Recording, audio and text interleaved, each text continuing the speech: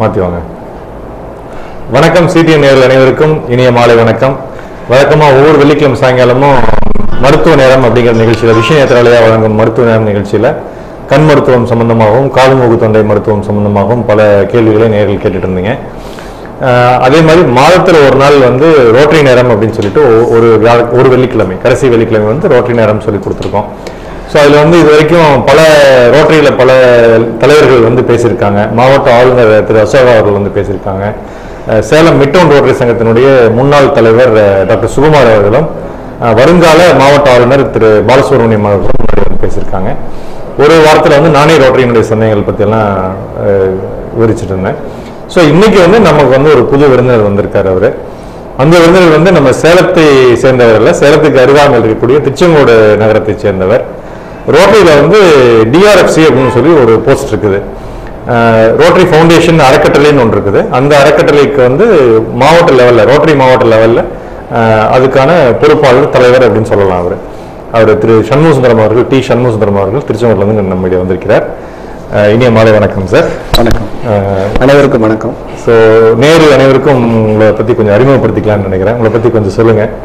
நான் வந்து திருச்செங்கோட்டை சேர்ந்தவன், திருச்செங்கோடு ரோட்டரி சங்கத்தின் உறுப்பினர், திருச்செங்கோடு ரோட்டரி சங்கத்தில் முன்னாள் தலைவராகவும் இருந்திருக்கிறேன். பிறகு உதவியாளர்களாகவும் அதில் பணியாற்றி இருக்கின்றேன். நமது மாவட்டத்தில், நமது 2980 மாவட்டத்தில் ரோட்டரி அறக்கட்டளை, டிஸ்ட்ரிக்ட் ரோட்டரி ஃபவுண்டேஷன் கமிட்டி என்கிற ரோட்டரி மாவட்ட அறக்கட்டளை குழு என்று இருக்கின்றது. அந்த குழுவிற்கு நான் தலைவராக இருக்கிறேன். நான் தலைவராக இருப்பது இது 2வது முறை. ரோட்டரி ஃபவுண்டேஷன் என்பது என்ன என்று கேட்டால், ரோட்டரி என்று உங்களுக்கு தெரியும், பல உலகளாவிய அளவிலே நிறைய மனித நேய சேவை திட்டங்களை மிக நல்ல முறையில் செய்து கொண்டு வருகின்றது. அந்த மாதிரி இருக்கக்கூடிய ஒரு அமைப்பிலே, உதாரணமாக இப்போ அமெரிக்காவில் இருக்கக்கூடிய ஒருத்தர் ஆப்பிரிக்காவில் இருக்கக்கூடிய ஒரு நாட்டிற்கு உதவி செய்ய வேண்டும் என்றாலோ, அல்லது இந்தியாவில் இருக்கக்கூடிய ஒரு பள்ளிக்கோ அல்லது ஏதாவது ஒருவருக்கு உதவி செய்ய வேண்டும் என்றாலோ, அவர்களுக்கு ஒரு எக்ஸ்சேஞ்ச் போல செயல்படுவதுதான் இந்த ரோட்டரி அறக்கட்டளை ஆகும். இதில் உலகில் இருக்கின்ற அனைத்து நாடுகள், அமெரிக்கா, ஜப்பான், ஜெர்மனி, கொரியா, இன்னும் அனைத்து கிட்டத்தட்ட 125 நாடுகள் இருக்கிற அனைத்து பேரும் இந்த ரோட்டரி அறக்கட்டளைக்கு நன்கொடைகளை வழங்கி வருகிறார்கள். அந்த ரோட்டரி அறக்கட்டளை அந்த கிடைக்கின்ற நிதியினை நல்ல முறையிலே அதை முதலீடு செய்து அதில் சிறிது வருவாயை ஈட்டி, அதுவும் போக அறக்கட்டளை அதற்கு வழங்கப்படக்கூடிய நன்கொடையும் அதையும் சேர்த்து தேவையுள்ள இடங்கள், உலகத்தில் தேவையுள்ள இடங்கள், ஆப்பிரிக்க நாடுகள், இந்தியா, ஆசியா நாடுகள் போன்ற பல நாடுகளில் தேவையுள்ள சேவை திட்டங்களுக்கு அந்த நிதியின் மூலமாக பல சேவைகளை ஆற்றி வருகிறார்கள். அதுதான் வந்து ரோட்டரி ஃபவுண்டேஷன். அந்த மாதிரி ரோட்டரி ஃபவுண்டேஷனுக்கு நமது 2980 என்கின்ற மாவட்டத்திற்கு அந்த குழுவின் தலைவராக நான் பணியாற்றி வருகிறேன். ரொம்ப சந்தோஷம் உங்களை பற்றி சொன்னதில்லை. உங்களுடைய ரோட்டரி இதை பற்றி சொல்லியிருக்கீங்க. உங்களுடைய வாழ்க்கை, பர்சனல் லைஃப் பற்றி கொஞ்சம் அறிமுகப்படுத்திக்கலாமே. நான் திருச்செங்கோட்டில் சேர்ந்தவன். நான் வந்து ஹெரிட்டேஜ் கிரனைட்ஸ் என்கின்ற ஒரு கிரனைட் ஏற்றுமதி நிறுவனத்தின் நிர்வாக இயக்குநராக இருக்கிறேன். அதுவும் தவிர செங்குந்தர் பொறியியல் கல்லூரி என்கின்ற 2 பொறியியல் கல்லூரிகள் இருக்கின்றன. அந்த கல்லூரிகளுக்கு நான் இணைச்செயலராக இருந்து கொண்டு வருகிறேன். அதை தவிரவும் நான் ஈரோடில் நூல் வணிகம் செய்து வருகிறேன். சேலத்திலே கூட புகையிலிருந்து ரிலையன்ஸ் பாலியஸ்டர் நூல் வணிகம் செய்து வருகிறேன். எனக்கு இங்கே இந்த ஆம்பிக்காக நான் சிகண்டாகவும் இங்கே தொழில் செய்து வருகின்றேன். எஜுகேஷனல் இதுக்கும் உங்களுக்கு நிறைய சம்மந்தம் இருக்குன்னு சொல்கிறாங்க. எஜுகேஷன் இன்ஸ்டிடியூஷன்ஸ்க்கும் உங்களுக்கும் உங்கள் கல்வியிலையும் நீங்கள் ரொம்ப ஈடுபாட்டோடு இருக்கீங்கன்னா அதை பற்றி கொஞ்சம் சொல்லுங்களேன். நான் வந்து திருச்செங்கோட்டில் வந்து செங்குந்தர் கலை அறிவியல் கல்லூரி என்கின்ற கல்லூரியில் வந்து அதில் இணைச்செயலராக கிட்டத்தட்ட ஒரு 12 வருடங்களாக இருந்து வருகிறேன். திருச்செங்கோட்டில் செங்குந்தர் பொறியியல் கல்லூரி 2 கல்லூரிகள் இருக்கின்றன. ஒரு மேலாண்மை கல்லூரியும் இருக்கின்றது. அந்த கல்லூரியிலும் நான் வந்து இணைச்செயலராக இருந்து அந்த நிறுவனத்தில் சிறப்பாக பணியாற்றி கொண்டு வருகின்றேன். ரொம்ப சந்தோஷம் சார் நீங்கள் வந்ததில். உங்களை மாதிரி ஒரு பெரிய மனிதர் ரோட்டரிலையும் சரி, பொது வாழ்க்கையிலையும் சரி, பர்சனல் லைஃப்லையும் சரி, இன்ஃபேக்ட் உங்களை வந்து ஒரு ரோட்டரியில் ரோல் மாடல் கூட நிறைய பேர் சொல்லுவாங்க, இன்க்ளூடிங் மை செல்ஃப். ஸோ அந்த மாதிரி ஒரு நண்பர் வந்து இந்த நிகழ்ச்சிக்கு வந்ததில் எங்களுக்கு ரொம்ப ரொம்ப சந்தோஷம். ஸோ இப்போ இந்த அறக்கட்டளை பற்றி நீங்கள் சொல்றதுல ஒரு சுருக்கமாக அந்த பொதுமக்களுக்கு புரியுற மாதிரி சொல்லணும்னா, இந்த வேர்ல்டு பேங்க்னு சொல்லுவாங்க, உலக வங்கின்னு, அந்த மாதிரி சொல்லலாமா? அது உலக வங்கி என்பதற்கு இதற்கு ஒரு மிகப்பெரிய வித்தியாசங்கள் இருக்கின்றன. உலக வங்கியிலிருந்து பார்த்தீங்கன்னா அதனுடைய அமைப்புல வந்து நிர்வாகத்தில் இருக்கக்கூடிய ஒரு குறிப்பிட்ட சில நாடுகளை சேர்ந்தவர்கள் தான் நிர்வாகத்தில் இருக்கின்றார்கள். ஆனால் நமது ரோட்டரி அறக்கட்டளை பொறுத்தவரைக்கும் பார்த்தீங்கன்னா இங்க ரோட்டரி இருக்கக்கூடிய 125 நாடுகளை சேர்ந்தவர்களும் பகுதிகளாக பிரிக்கப்பட்டு 5 அல்லது 6 மண்டலங்களாக பிரிக்கப்பட்டு ஒரு மண்டலத்தில் இருந்துமே வந்து ரெப்ரசன்டேஷன் கொடுத்து அவங்க எல்லாருமே வந்து ரோட்டரி அறக்கட்டளை நிர்வகித்து வருகிறார்கள். அந்த மாதிரி இந்த மண்டலத்திலிருந்து கிடைக்கின்ற வாய்ப்புமே வந்து ஒரு ஆண்டும் அடுத்தடுத்த நாடுகளுக்கு கிடைக்கும். அதே பார்த்தீங்கன்னா வேர்ல்டு ஃபண்ட்ல பார்த்தீங்கன்னா பணம்லாம் யாரு போடுறாங்களோ அவங்க தான் வந்து அதை வந்து டிக்டேட் பண்ணுவாங்க டேர்ம்ஸ். பட் ரோட்டரி அறக்கட்டளை பொறுத்த வரைக்கும் பார்த்தீங்கன்னா பணம் போடுபவர்கள், பணம் அதாவது நன்கொடை வழங்குபவர்கள் பல்வேறு நாடுகளைச் சேர்ந்தவர்களாக இருந்தாலும் மிக அதிகம் சொல்ல போனா அமெரிக்காவிலிருந்தும் ஜப்பானிலிருந்தும் கொரியாவிலிருந்தும் மிக அதிகமாக நமக்கு நன்கொடைகள் அளிக்கிறார்கள். ஆனால் அவர்களுடைய டாமினேஷன், அவருடைய ஆளுமை வந்து அங்கு இருக்காது. அங்கு இருப்பது பார்த்தீங்கன்னா அனைத்து நாடுகளுக்குமே வந்து ஒரு சரியான பிரதிநிதித்துவம் கிடைக்கின்றது. ஆகவே இதற்கும் அதற்கும் மிகச்சிறிய பெரிய வித்தியாசம். அதாவது என்ன சொல்ல போனா இப்போ ரோட்டரியில வந்து பணம் வந்து கொடுக்கறதுங்கிறது ஒரு ஃபேக்டர். ஆனா பணம் கொடுக்கறதுக்கும் அந்த வாங்குறதுக்கும் எந்த ஒரு விகிதாச்சார முறையெல்லாம் கிடையாது. எங்க வந்து தேவையோ அங்க வந்து பணம் வழங்கப்படுகிறது. யார்கிட்ட பணம் அதிகமா இருக்குதோ அவங்க பணம் கொடுக்குறாங்க. ஸோ உண்மையிலேயே ஒரு ஜனநாயகத்துவம் ஒரு மக்கள் பிரதிநிதித்துவம் அப்படிங்கிற மாதிரி எங்க வந்து தேவையோ அங்க வந்து பணம் செலவழிக்கப்படுகிறது. எங்க பணம் வந்து நிறைய இருக்குதோ அங்க வந்து ரோட்டரி அறக்கட்டளைக்காக அது கொடுக்கப்படுகிறது. நீங்கள் சொல்வது மிகவும் சரி. கிட்டத்தட்ட சொல்ல போனா இந்த கம்யூனிஸ்ட் பாலிசி ஆரம்பத்தில் சொல்லுவார்கள், நம்மால் முடிந்த அளவு உழைக்க வேண்டும், நமக்கு தேவையான அளவு எடுத்துக்கொள்ள வேண்டும் என்பதுதான் அந்த திட்டம். அதே போலவே ரோட்டரி அறக்கட்டளை பொறுத்த வரைக்கும் யாரிடமெல்லாம் அதிகமாக பணம் இருக்கிறதோ அவர்களெல்லாம் பணத்தை கொடுக்கிறார்கள். கொடுத்தாலுமே கூட அவர்களே அதை திரும்ப எடுத்துக்கொள்வதில்லை. எங்கெல்லாம் தேவை இருக்கிறதோ அங்கெல்லாம் இது செல்கிறது. உதாரணத்துக்கு சொல்ல போனால் அமெரிக்காவில் இருந்து கொடுக்கக்கூடிய தொகை பார்த்தீங்கன்னா கிட்டத்தட்ட வந்து உலகிலேயே மிகவும் அதிகமாக கொடுக்கிறோம் அவர்கள் தான். ஆனால் நிதி பெறுவதில் கிட்டத்தட்ட அவங்க வந்து இல்லை என்றே சொல்லலாம். அந்த அளவுக்கு மிக குறைவாக தான் அவர்கள் பெறுகிறார்கள். அதே சமயத்தில் ஆப்பிரிக்கா நாடுகள், இன்னும் சில நாடுகள்லாம் பார்த்தீங்கன்னா அவங்க எல்லாம் நிதி கொடுப்பது மிகவும் குறைவு. ஆனால் அந்த நாடுகளுக்கு நிதி அதிகமான அளவு செல்கிறது. இன்னும் விளக்கமாக சொல்ல வேண்டும் என்றால் நமது இந்தியா பார்த்தீங்கன்னா கடந்த ஒரு 2-3 ஆண்டுகளுக்கு முன்னால் பார்த்தீங்கன்னா நம்ம வந்து நிதி பெறுவதில் வந்து முதலிடத்தில் இருந்தோம். உலகிலிருந்து நம்ம ரோட்டரி ஃபவுண்டேஷன்ல இருந்து நிதி பெறுவதில் நம்ம முதல் நிலையில் நாம் இருந்தோம்.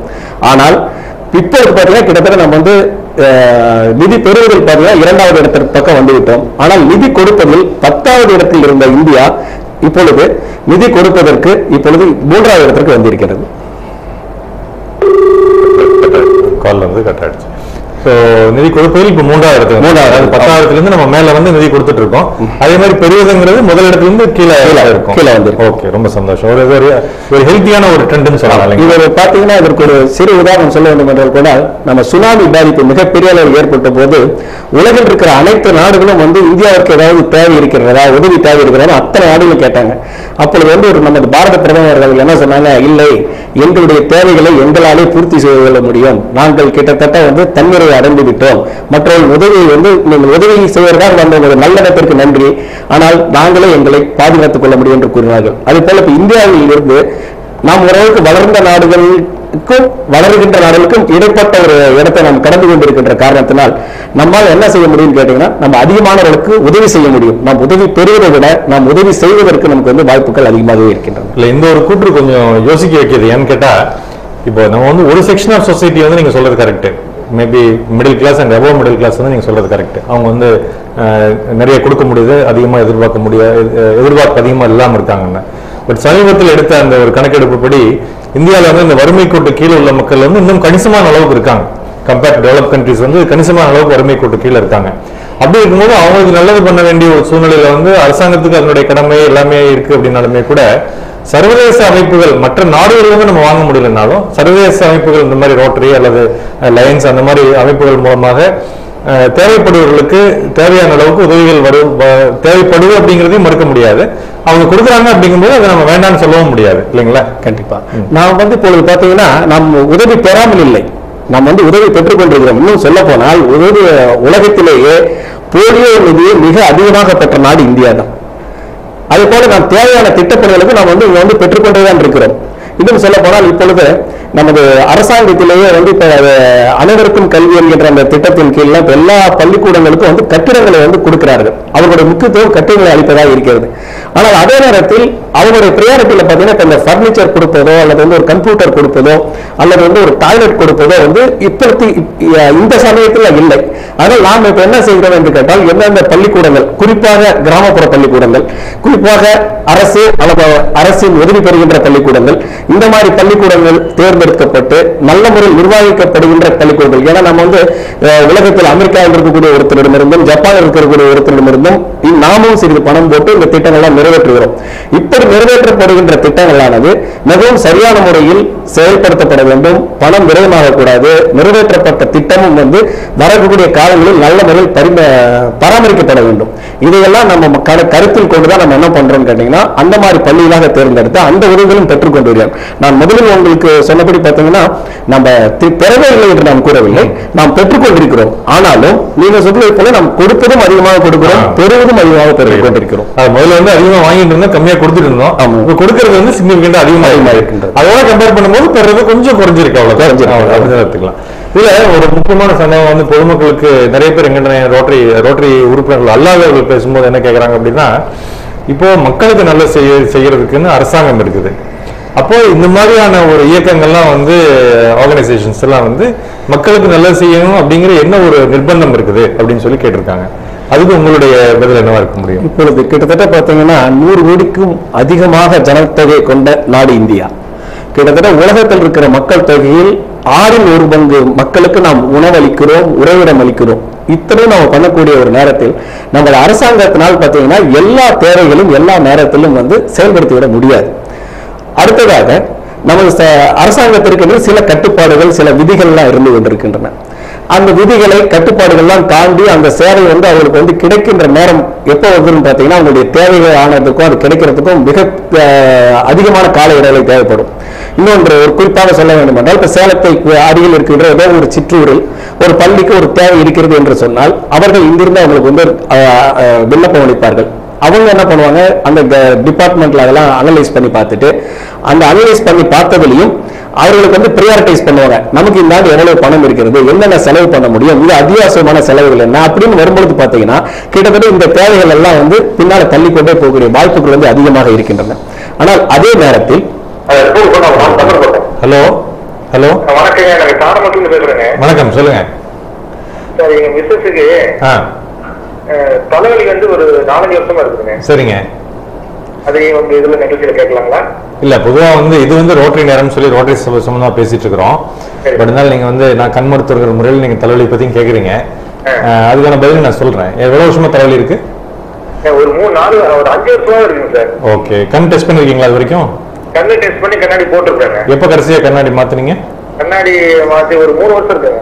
அப்படியா? மறுபடியும் செக் பண்ணணும். ஆக்சுவலா வருஷத்துக்கு ஒரு நீங்க டெஸ்ட் பண்ணணும். இப்போ 3 வருஷம் ஆயிட்டதுனால நீங்க வந்து மறுபடியும் ஒரு தடவை கண் டெஸ்ட் பண்ணுங்க. சரிங்க. பார்த்துட்டு பவர் ஏதாவது மாறி இருந்தா கண்ணாடி மாத்திக்கலாம். இல்ல தலைவலிக்கு வேற ஏதாவது காரணம் இருந்தா அதையும் பார்த்துக்கலாம். தொடர்ந்து வந்துட்டு மாத்திரை சாப்பிட்டா விடுதுங்க, திரும்பி அகைன் வந்துட்டே இருக்குங்க. இல்ல அது வந்து என்ன காரணம் அப்படிங்கறத மறுபடியும் டெஸ்ட் பண்ணி பார்க்கணும். சரி, உங்க இது வந்து ஹாஸ்பிட்டல் வரலாங்களா? வரலாம், கவனமா வரலாம். மருத்துவமனையினுடைய போன் நம்பர் கீழே வருது. உங்களுக்கு எங்க இருக்குன்னு தெரியுமா மருத்துவமனை? சரிங்க, ஆர்ட்ஸ் காலேஜ் பக்கத்துல. நீங்க போன் பண்ணி ஒரு அப்பாயின்மெண்ட் ஃபிக்ஸ் பண்ணிட்டு வாங்க, நான் பார்த்துட்டு நான் சொல்றேன். Okay, thank you. ரோட்டரி பத்தி சந்தேகம் இருக்கா? நாங்க ரோட்டரி பத்தி பேசிட்டு இருக்கோம் இன்னைக்கு. அப்படிங்களா? சரிங்க. ஓகே. இஎன்டினால இருக்கேன். Okay, right, thank you. Okay sir. நேர்களே, இன்னைக்கு வந்து ரோட்டரி பத்தி நாங்க பேசிட்டு இருக்கோம், ரோட்டரி நேரங்கிற முறையில. ஸோ உங்களுக்கு வந்து தவிர்க்க முடியாமல் ஏதாவது கண் பத்தி சந்தேகம் இருந்தால் தாராளமாக கேட்கலாம். பட் ரோட்டரி பத்தி சந்தேகம் ஏதாவது இருந்தால் கேட்டாக்க நமக்கு ஒரு கெஸ்ட் வந்திருக்கும் போது அவர் அதை பத்தி சிறப்பாக விளக்குறதுக்கான வாய்ப்புகள் இருக்கு. நீங்க கன்டினியூ பண்ணுங்க. அது வந்து நம்ம ரீச் ஆக முடியாம நிறைய இடங்கள் இருக்கின்றன. அரசாங்க மக்களின் தேவைகள் மிக அதிக அளவில் இருக்கின்றன. அவங்க அந்த ப்ரையாரிட்டைஸ் பண்ணி வரும்பொழுது வந்து அது வர்றதுக்கு லேட் ஆகுது.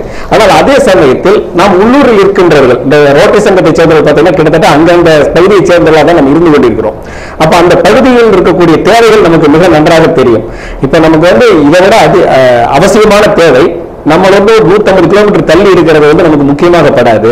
ஆனா அதே சமயத்தில் நம்மள ஒரு கிலோமீட்டர் 2 கிலோமீட்டர் தூரத்தில் இருக்கக்கூடிய ஒரு பள்ளிக்கு தேவையானது நமக்கு வந்து மிக அத்தியாவசியமாக நமக்கு படும். இன்னொன்று, நம்ம சமுதாயத்தில் நமது பகுதிக்கும் சேவை செய்வதற்கு ஒரு வாய்ப்பு என்னன்னு கேட்டீங்கன்னா இந்த மாதிரியான சங்கங்கள்லாம் தான் செய்ய முடியும். இன்னொன்று, அவங்க தான் வந்து இந்த கவர்மெண்ட்ல வந்தோடனே ரெண்டாவது அவங்க என்ன பண்ணுவாங்க, இது சரியான திட்டமா, இது சரியான இதுதானான்னு சொன்னா ஒருத்தவங்க அனலைஸ் பண்ணி எழுதிட்டு போவாங்க. ஆனா நம்ம தன்னார்வ தொண்டு நிறுவனங்கள் நாங்க என்ன பண்ணுவோம், போனோன்னா டக்குன்னு பேசுவோம், சார் இது தேவையா இருக்கா இல்லையா, வேணும், சரி உடனே செஞ்சலாம், உடனே நம்ம முடிவெடுக்க முடியும், உடனே நம்ம செயல்படுத்த முடியும்.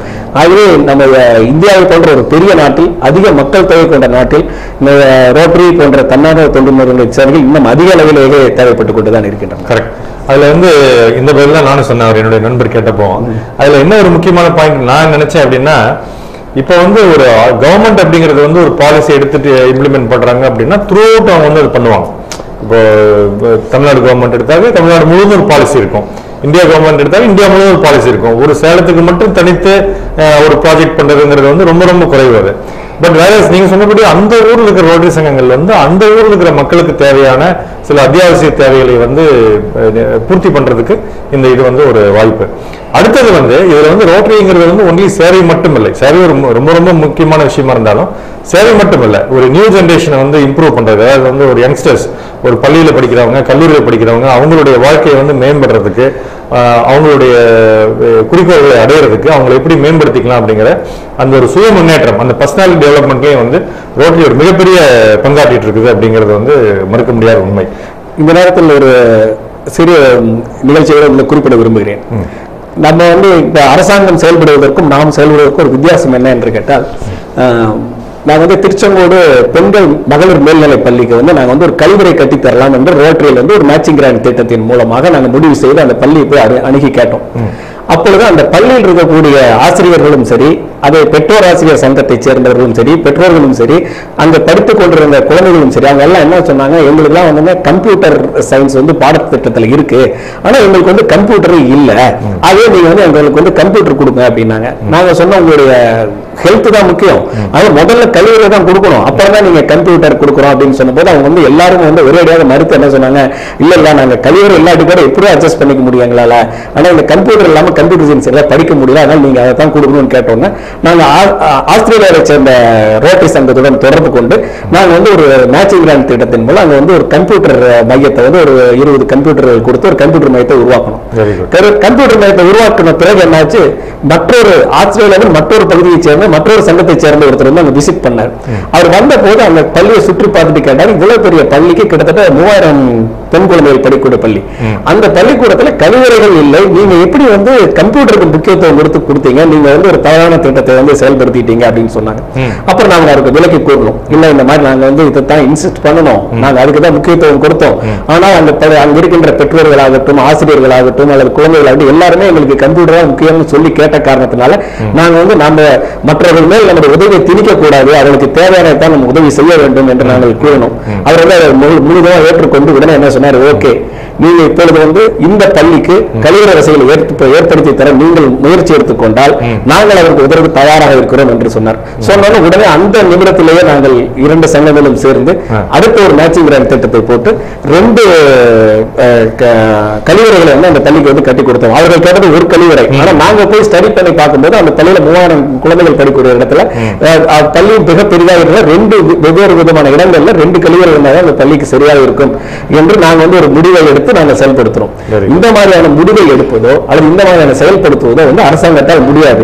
அதற்காக நம்ம அரசாங்க அதிகாரிகளையோ அல்லது அரசியலையோ குறை சொல்ல முடியாது. ஏன்னா நீங்க முதல்ல குறிப்பிட்டபடி அவங்க வந்து அகில இந்திய அளவில் அல்லது தமிழ்நாடு அளவில் அல்லது ஒரு மாவட்ட அளவில் தான் திட்டங்களை வந்து தீட்டி செயல்படுத்த முடியும். நம்மளை போல அந்த உள்ளூர் தேவைகளை மனதில் கொண்டு அந்த குறிப்பிட்ட பள்ளியின் தேவைக்கு மனதில் கொண்டு செயல்படுத்துவது இயலாத காரியம். இங்குதான் நம்மளை போன்ற தன்னார்வ தொண்டுகளுக்கான சேவை மிகவும் தேவைப்படுகிறது. இப்போ நீங்க இன்னொன்று அடிக்கடி இது பேசும்போது 2 பேரும் சொன்னீங்க மேட்சிங் கிராண்ட் அப்படின்ட்டு. அந்த மேட்சிங் கிராண்ட்னா என்னன்னு கொஞ்சம் நேயர்களுக்கு புரியுற மாதிரி சொன்னீங்கன்னா நல்லா இருக்கும். இப்போ வந்து இப்ப நம்ம போன்ற ரோட்டரி நண்பர்கள் என்ன பண்றோம், ரோட்டரி அறக்கட்டளைக்கு வந்து நிதியை கொடுக்கிறோம். ஏன்னா அதான் நிதி ஆதாரம். நாம இங்க இருந்து கொடுக்கக்கூடிய அந்த நிதியானது அந்த ரோட்டரி அறக்கட்டளை என்ன பண்ணுவாங்க, அது போய் ஒரு இடத்துல வந்து இன்வெஸ்ட் பண்ணிடுவாங்க. ஒரு ஆண்டு நாம் இந்த ஆண்டு அந்த பணத்தை கொடுத்தோம் என்றால், நிதியை கொடுத்தோம் என்றால் அடுத்த 2 ஆண்டுகள் வந்து அந்த நிதி வந்து அந்த வைப்பில் இருக்கப்படும். அதனுடைய ஏர்னிங்ஸ் மற்றும் அதில் கிடைக்கக்கூடிய ஒரு 50% பணத்தை என்ன பண்ணுவாங்க, டிஸ்ட்ரிக்ட் டெசிக்னேட்டட் ஃபண்ட் அப்படிங்கிற ஒரு பேர்ல நாம் இந்த ஆண்டு ஒரு $1000 கொடுத்திருந்தோம் என்றால் அடுத்த ஆண்டு அதற்கடுத்த ஆண்டை கழித்து அதற்கடுத்த 3வது ஆண்டுல நமக்கு வந்து $500 வந்து டிடிஎஃப் என்கின்ற பேரில் நமக்கு திரும்ப கிடைக்கும்.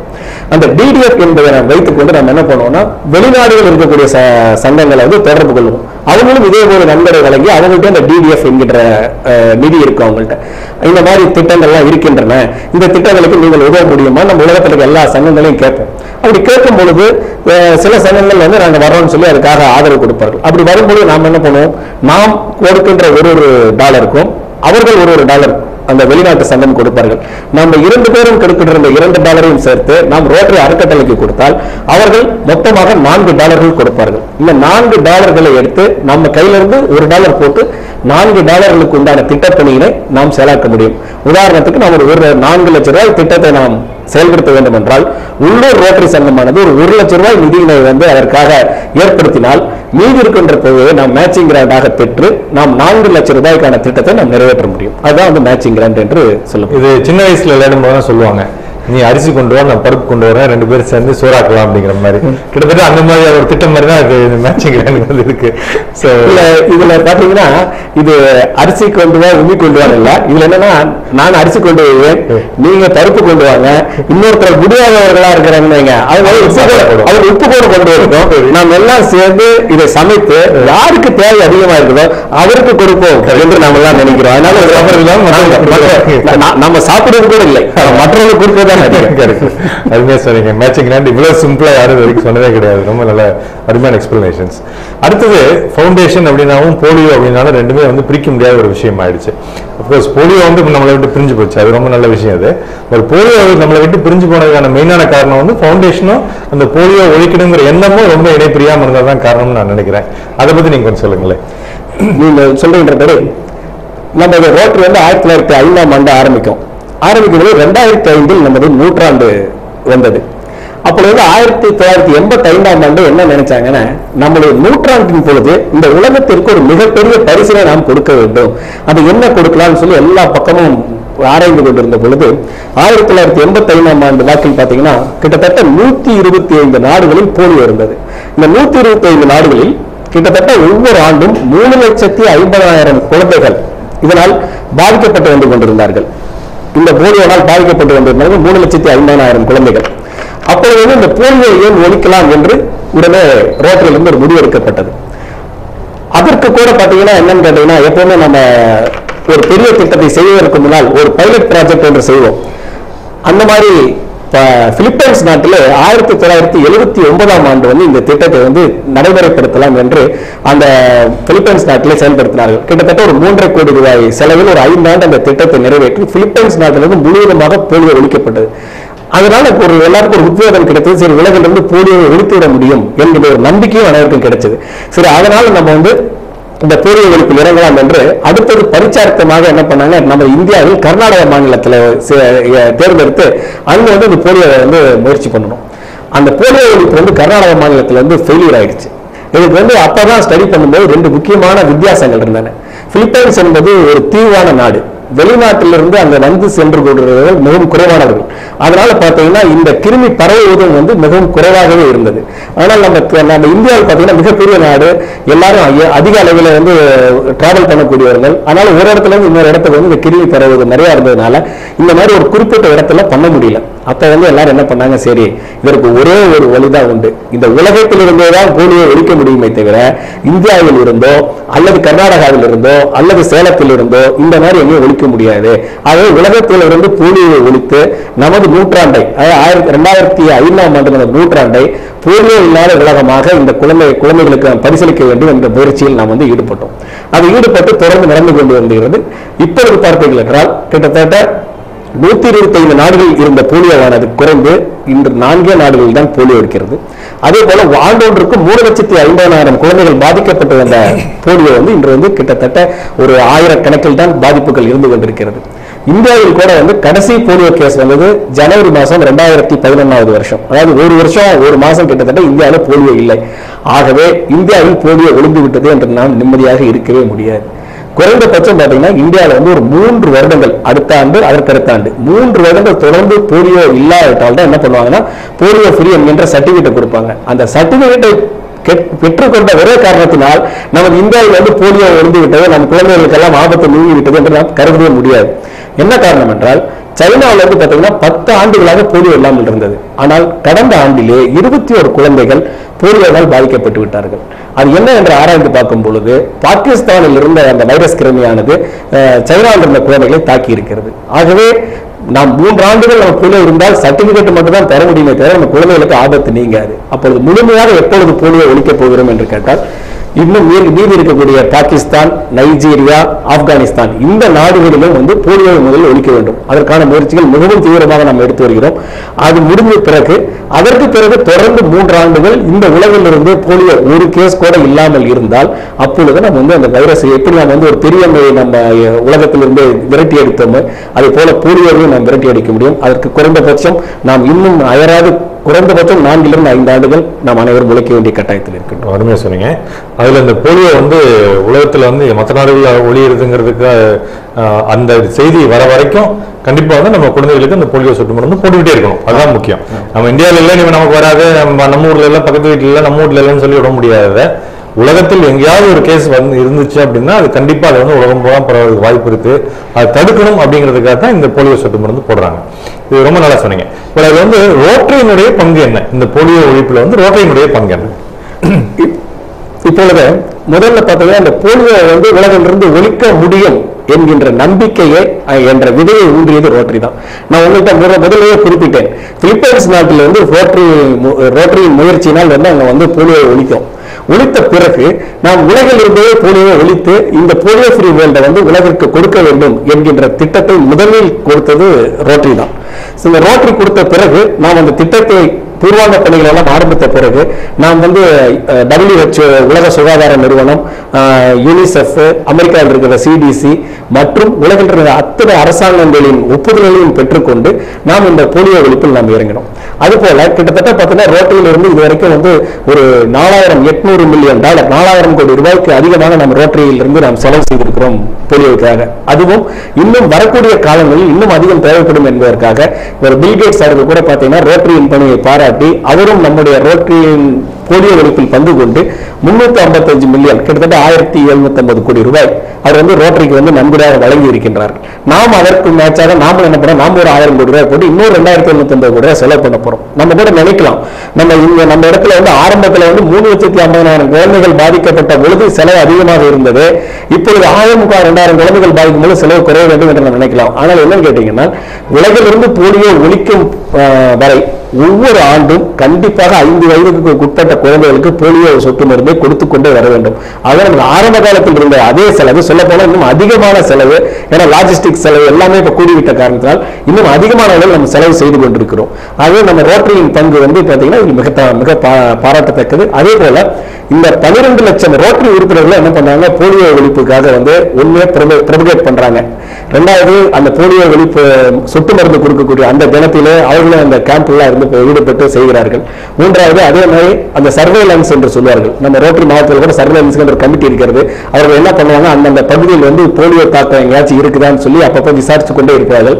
விசாரித்து கொண்டு அந்த மாதிரி வந்துச்சுன்னா அது உடனே நம்ம அரசாங்கத்திற்கு கொண்டு போவார்கள். ஏன்னா சில நேரங்கள் பார்த்தீங்கன்னா நீங்க டாக்டர் உங்களுக்கு தெரியும், சில கைகால் சில ஒரு பாதிப்பு ஏற்படும். சில வந்து போலியோ என்று தவறாக நினைத்து விடுகிறார்கள். அது உண்மையான போலியோவானா இல்லையா என்று உடனடியாக அதை செக் பண்ணி அது இல்லையா இருக்கிறதா என்று கண்டுபிடித்து இத்தமான வேலை செய்யணும். இந்த மாதிரி முக்கியமான பணிகள் எல்லாம் ரோட்டரி அங்கத்தினர்கள் ஈடுபட்டு வருகிறார்கள். ரோட்டரி அங்கத்தினர்கள் வந்து பணம் கொடுக்கறது மட்டும் இல்லாம இந்த மாதிரி போலியோ சொட்டு மருந்து போய் ரீச் ஆகுறதுக்கு, ஏன்னா நானும் நிறைய கேள்விப்பட்டிருக்கேன், ஒட்டகத்திலாம் போய் போலியோ சொட்டு மருந்து போட்டிருக்காங்கன்ட்டு. அதே மாதிரி ஹெலிகாப்டருங்கெல்லாம் நோட்டீஸ் போட்டிருக்காங்க அப்படின்னு சொல்லிட்டு அதோட பல மத குருமார்கள் எல்லாத்தையும் பேசி கன்வின்ஸ் பண்ணி சில கம்யூனிட்டிஸ்ல அந்த போலியோ சொட்டு மருந்துக்கு ஆரம்ப காலத்துல எதிர்ப்பாகவும் இருந்தாங்க, கொடுக்க வேணாங்கிற மாதிரி இருந்தாங்க. அதுக்கும் வந்து அவங்களெல்லாம் கன்வின்ஸ் பண்ணி ஹையஸ்ட் லெவல்ல போய் அந்த ஒரு மீடியேஷன் அதெல்லாமே பண்ணியிருக்காங்க. அது மட்டும் இல்லாம நிறைய அந்த கார்பரேட்ஸ்ல இருந்து டொனேஷன்ஸ் வாங்கி இதுக்கு கொடுத்துருக்காங்க. உதாரணமா நம்ம ராஜ்ஸ்ரீ பிர்லா அவர்கள் வந்து நிறைய கொடுத்துருக்காங்க. அந்த மாதிரி கூகுள் குரூப்லயும் நிறைய கொடுத்துருக்காங்க. ஸோ அவங்கெல்லாம் வந்து பில்கேட்ஸ் நீங்க சொன்னீங்க. ஸோ இது எல்லாமே வந்து ரோட்டரியினுடைய மேல இருக்கிற ஒரு நம்பிக்கையின் காரணமாகவும் இது கொடுத்துருக்காங்கன்னு சொல்லலாம். அதுக்கு இந்த சமீபத்தில் ஒரு ஸ்டடி வந்துச்சு, அந்த ஃபவுண்டேஷனுடைய நம்பகத்தன்மை பற்றி ஒரு ரிப்போர்ட் ஒன்று வந்துச்சு அப்படின்னு சொல்லி சொன்னாங்க. அதை பத்தி கொஞ்சம் சொல்லுங்க. இப்போ நம்ம பார்த்தீங்கன்னா இந்த charitynavigator.com என்கின்ற ஒரு வெப்சைட் இருக்கு. அதுல போய் பார்த்தோம்னா அவங்க வந்து இந்த இருக்கக்கூடிய சேரிட்டி ஃபவுண்டேஷன்ஸ், ட்ரஸ்ட், இவங்களை எல்லாத்த பத்தி ஆய்வு வந்து ஒவ்வொரு ஆண்டும் தொடர்ந்து நடத்தி கொண்டே இருப்பார்கள். அவர்களுடைய செயல்பாடுகள் சரியானதாக இருக்கின்றதா, அவர்களுடைய செலவுகள் சரியானதாக செய்யப்படுகின்றதா, நிர்வாக செலவிற்காக அதிகமாக செயல்படுகிறார்களா, அல்லது வந்து விரயமாக்குகிறார்களா, டிரான்ஸ்பரன்சி வெளிப்படையான தன்மை இருக்கிறதா என்றெல்லாம் அவங்க பண்ணிட்டே இருக்காங்க. அந்த மாதிரி பண்ணல பார்த்தீங்கன்னா இந்திய ரோட்டரி ஃபவுண்டேஷனுக்கு 4வது இடத்தை தொடர்ந்து கொடுத்து கொண்டே வருகிறார்கள். ஆகவே வந்து நம் ரோட்டரி ஃபவுண்டேஷன் பொறுத்தவரைக்கும் பார்த்தீங்கன்னா ரோட்டரி நண்பர்கள் மட்டுமல்ல, யார் வேணுமாலும் போய் பார்க்கலாம். rotary.org வெப்சைட்டுக்குள்ள போயிட்டு அதுக்குள்ள போய் நாங்கள் வந்து ரோட்டரி ஃபவுண்டேஷன் ஒன்று இருக்கும், அதை கிளிக் பண்ணி உள்ள எடுத்தோம்னால் அதில் பார்த்தீங்கன்னா கிட்டத்தட்ட கடந்த 3-4 ஆண்டுகளுக்கு உண்டான அத்தனை வர செலவு கணக்கெல்லாம் அதில் இருக்குது. யார் வேணாலும் பார்க்கலாம். அது ரோட்டரி உறுப்பினர்கள் என்று இல்லை, யார் வேண்டுமாலும் பார்க்கலாம். அதனால தான் வந்து அதில் நம்பகத்தன்மை அதிகமாக இருக்கிறது. இப்போ நீங்க நம்பகத்தன்மை பற்றி சொல்லும் பொழுது நம்ம பில்கேட்ஸ் அவர்கள் வந்து அமெரிக்காவை சேர்ந்தவர்கள். WHO பற்றியோ யூனிசெஃப் பற்றியோ சிடிசியை பற்றியோ அவங்க தெரியாதவங்க இல்லை. இருந்தாலும் கூட அவங்க என்ன பண்ணாங்க, இந்த தொகையை வந்து ரோட்டரி மூலமாக செலவு செய்ய வேண்டும் என்று அவர்கள் கூறினார்கள். அதற்கு காரணம் வந்து ரோட்டரி மேல் அவர் கொண்ட நம்பிக்கை, ரோட்டரியில் வந்து சரியான முறையில் பணத்தை செலவிடுவார்கள் என்ற நம்பிக்கை. இன்னொரு உதாரணத்தை கூற வேண்டும் என்றால், மெல் கிப்சன் என்ற ஒரு ஹாலிவுட் நடிகர், மிகச்சிறந்த நடிகர். அவர் வந்து மெக்சிகோ நாட்டில் வந்து தன்னுடைய படப்பிடிப்புக்காக அங்கே சென்றிருக்க பொழுது அங்கே ஒரு பெரிய நம்ம தானே புயல் மாதிரி ஒரு பெரிய புயல் வந்து அந்த நாட்டையே வந்து புலுக்கி போட்டு விட்டது. அப்போ அவர் என்ன பண்ணார், அங்கே இருக்கிற மெக்சிகோ நாட்டிற்கு சென்று அங்கே இருக்கக்கூடிய அந்த கவர்னரை சந்தித்து, நான் வந்து $1 மில்லியன், கிட்டத்தட்ட ஒரு 5 கோடி ரூபாய் என்று வைத்துக் கொள்ளலாம், நான் வந்து உங்களுக்கு வந்து இந்த நிவாரணத்திற்காக தருகிறேன். ஆனால் ஒரே ஒரு கண்டிஷன் என்னன்னு கேட்டீங்கன்னா, நான் கொடுக்கின்ற தொகை நான் ரோட்டரி மூலமாகத்தான் கொடுப்பேன், அந்த ரோட்டரி சங்கங்களின் மூலமாக செலவு பண்ணுவார்கள். அது அவரும் ஒப்புக்கொண்டார். அந்த மாதிரி தான் செலவு பண்ணாங்க. நீங்க மேலே குறிப்பிட்டபடி ராஜ்ஸ்ரீ பிர்லா, மிட்டால் போன்ற பெரிய பெரிய தொழிலதிபர்கள் இருக்காங்க. அவங்களுக்குலாம் தெரியும் எங்க இன்வெஸ்ட் பண்ணணும், யார் சரியா நடத்துவாங்க, அவங்க கண்டிப்பாக ஆராயாமல் செய்ய மாட்டார்கள். அவர்கள் அனைவருமே வந்து ரோட்டரியின் மேல் நம்பிக்கை கொண்டிருக்கிறார்கள் என்றால் இதுதான் காரணம். ரொம்ப நல்லா சொன்னீங்க. இதுல வந்து இந்த போலியோ ஆஃப்கோர்ஸ் ஒரு மேஜர் ஆஸ்பெக்ட்னு சொல்லலாம். ஃபவுண்டேஷனுடைய வேற என்ன ஆக்டிவிட்டிஸ் வந்து ஃபவுண்டேஷன்ல இருக்கு? ஆக்சுவலா பாத்தீங்கன்னா ரோட்டரியில முக்கியமான ஒண்ணு என்னன்னா உலக சமாதானம் மற்றும் உலக நல்லிணக்கம், குட்வில் அண்ட் அண்டர்ஸ்டாண்டிங். இதற்காகத்தான் வந்து முக்கியமா அனைத்து இதுமே நம்ம செய்து கொண்டு வருகிறோம். அதுல நான் வந்து உங்கள்கிட்ட கூட மேல சொல்லும்போது நீங்க கூட சொன்னீங்க, அரிசி கொண்டு வா, உண்மை கொண்டு வான்றலாம் பேசிட்டு இருந்தீங்களா. இப்ப இந்தியாவிலோ அல்லது ஆப்பிரிக்கா நாட்டிலோ ஒரு திட்டத்தை செயல்படுத்துவதற்கு எதற்காக அமெரிக்காவில் இருந்தோ, ஆஸ்திரேலியாவில் இருந்தோ, இங்கிலாந்தில் இருந்தோ ஒரு நாடு ஒரு சண்டை முன்வர வேண்டும்? அது என்னன்னு கேட்டீங்கன்னா, நம்ம இந்த 12 லட்சம் பேரும் பாத்தீங்கன்னா ஒரே அணியில் இருக்கிறோம். நமக்கு வந்து நாடு கிடையாது, நமக்கு வந்து மொழி நம்மை பிரிக்காது, இனம் நம்மை பிரிக்காது. நமக்கு தெரிந்ததெல்லாம் வந்து தோழமை, நட்புணர்வு. நமது தோழமை நட்புணர்வின் மூலமாக இந்த மக்களுக்கு, இந்த உலகிற்கு ஏதாவது நல்லதை செய்ய வேண்டும் என்ற ஒரே கருத்தின் கீழ் தான் நம்ம அனைவருமே செயல்பாட்டு கொண்டிருக்கிறோம். அதே போல வந்து ரோட்டரியோட மிக முக்கியமான ஒரு கொள்கை என்னன்னு கேட்டீங்கன்னா, வேர்ல்டு அண்டர்ஸ்டாண்டிங் அண்ட் பீஸ். இது வந்து நிறைய சங்கங்களுக்கு இருப்பதாக எனக்கு தெரியவில்லை. இந்த வேர்ல்டு அண்டர்ஸ்டாண்டிங் அண்ட் பீஸ் என்று இருப்பதனால் நம்மளுடைய திட்டப்பணிகள் எல்லாம் பார்த்தோம்னா அதை 3 விதமாக பிரிக்கலாம். அந்த திட்டப்பணிகள், ஒன்று எஜுகேஷனல் ப்ராஜெக்ட்ஸ், 2வது ஹியூமனிடேரியன் ப்ராஜெக்ட்ஸ், 3வது போலியோ. இந்த எஜுகேஷனல் ப்ராஜெக்ட்ஸ் பொறுத்த வரைக்கும் பார்த்தீங்கன்னா அம்பாசிடர் ஸ்காலர்ஸ் மற்றும் உலக கல்வியாளர்கள், இந்த மாதிரி நிறைய படிப்புகள் வந்து நம்ம வந்து எல்லாத்துக்கும் அவங்களுக்குலாம் நம்ம வந்து உதவி செய்கிறோம். அதனால நிறைய சென்டர்ஸே நம்ம வந்து நடத்தி வருவோம். உலகம் பூரா 7 இடங்கள்ல வந்து சென்டர்ஸ் நடத்தி வருவோம். இந்த மாதிரி இடங்கள் எல்லாம் போனீங்கன்னா அவங்களுடைய படிப்பு பார்த்தீங்கன்னா நம்மள மாதிரி வந்து MCA, MBA இந்த மாதிரி படித்து விட்டு உடனே வேலை கிடைக்குமா, அந்த மாதிரியான படிப்புகளே அல்ல. அந்த படிப்புகள் எல்லாமே வந்து அவங்களுக்கு எல்லாம் வந்து world understanding, peace, conflict resolution, எப்படி வந்து கருத்து வேறுபாடுகளை வந்து களைய முடியும், இந்த மாதிரி தான் இருக்கிறது. ஃபார் எக்ஸாம்பிள் பார்த்தீங்கன்னா இந்த ரோட்டரி ஸ்காலர்ஸாக சேர்ந்தவங்க, அம்பாசிடராக சேர்ந்தவங்க இவங்கெல்லாம் என்ன பண்றாங்கன்னா, இப்போ அயர்லாந்துல, இங்கிலாந்துல பார்த்தீங்கன்னா அங்க இருக்கக்கூடிய ஒரு பிணக்கு இருக்கின்றது, அங்க போய் இவர்கள் பணியாற்றி கொண்டிருக்கிறார்கள். அதே போல பார்த்தீங்கன்னா சொல்ல போனா ஸ்ரீலங்காவில் பணியாற்றி வருகிறார்கள். LTT இது மற்ற அவங்களுக்கு இருக்கு, அங்க பணியாற்றிருக்காங்க. இந்த மாதிரி பல இடங்களில் இந்த மாதிரியான பணிகளுக்கு தான் நம்ம வந்து முக்கியத்துவம் தர்றோம். கல்வி நிதி உதவிங்கிறது, மீதி கல்வி நிதி உதவி நம்ம சங்கங்கள் சென்ன பண்ணுவோம். நம்ம நல்லா படிக்கிற பையனுக்கு உதவி வேணும்னு செய்யறது நம்ம சங்க அளவில் செய்யறோம். சர்வதேச ரோட்டரி ஃபவுண்டேஷன் மூலமா பண்றது இந்த மாதிரி பெரிய படிப்புகளுக்காக செலவு சொல்றோம். அது ஒன்று. 2வது வந்து ஹியூமனிடேரியன் திட்டங்கள். ஆமா, ஹியூமனிடேரியன் கிராண்ட்ஸ்.